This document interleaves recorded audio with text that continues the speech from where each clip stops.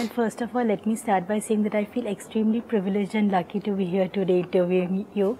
And sir, everyone, for all followers of Bollywood life, today we have with us the king of romance, the superstar, the Badshah of Bollywood, Mr. Shah Rukh Khan. Thank you, Urmi. Thank you for having me on your show, and it's my pleasure to be on your show.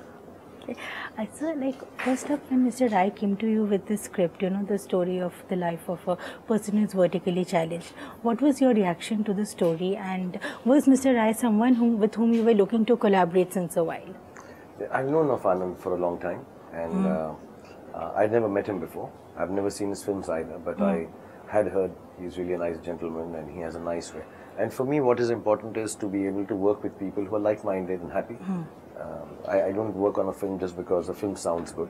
And the character that they offered me, or the film that they were planning to make, had a strange flight.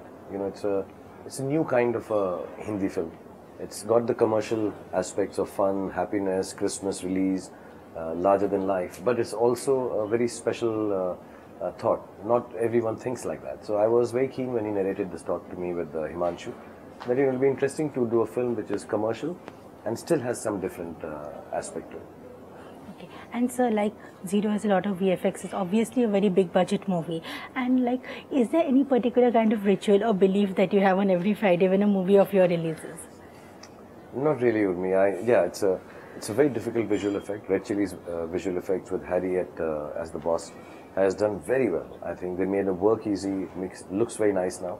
And it's a visual effects film which does not make you think and see only the visual effects. You'll still see the story. But no, there's no ritual. Normally, we end up finishing the film, we finish out the marketing. This, I'm assuming, is the last leg of marketing for the film. And, I normally am extremely, not exhausted, but spent by the time I'm releasing the film. So then I either watch it at home with my family or friends, and just let it be. There's no ritual. There's no ritual. I'll just go and see it with everyone now, tomorrow, day after. And the team of Anand and Himanshu, like, they are the pro when it comes to telling stories from the small town India and the characters, their quirks and everything. So when in the process of writing the movie, did you bring in any of your inputs in the character of Bawa Singh? To be honest, for me, the job was to kind of pull off everything that Anand and Himanshu, as writers and directors, wanted me to. And again, to be honest, I don't have the expertise of the character they were saying. I'd be wrong to say, oh, I knew how to take this character somewhere. Also, this character is very organic. It had to be developed in tandem with all three of us thinking of things. Because sometimes you did something which looked nice on the set but would not look nice later on. So we had to evolve as we went along.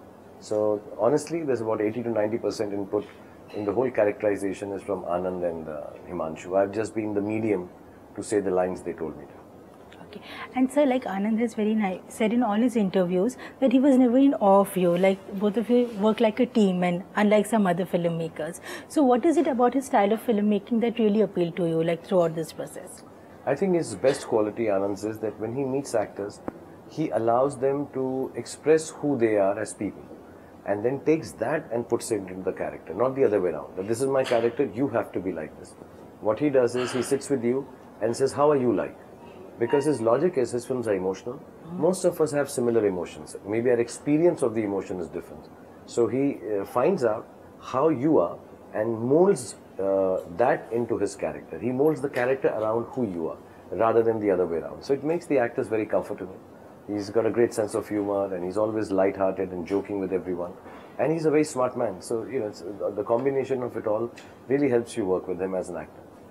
And he has also said, like, given the kind of involvement that you have in the movie, that you should really consider directing a movie soon. What's your take on that? No, I don't think I have the patience. Neither do I have. I'm not so evolved to spend time listening to other people's emotions. I think as an actor, I just want to emote myself. And he's wrong in saying that. But yeah, I can direct action. So I can be an action master if he wants.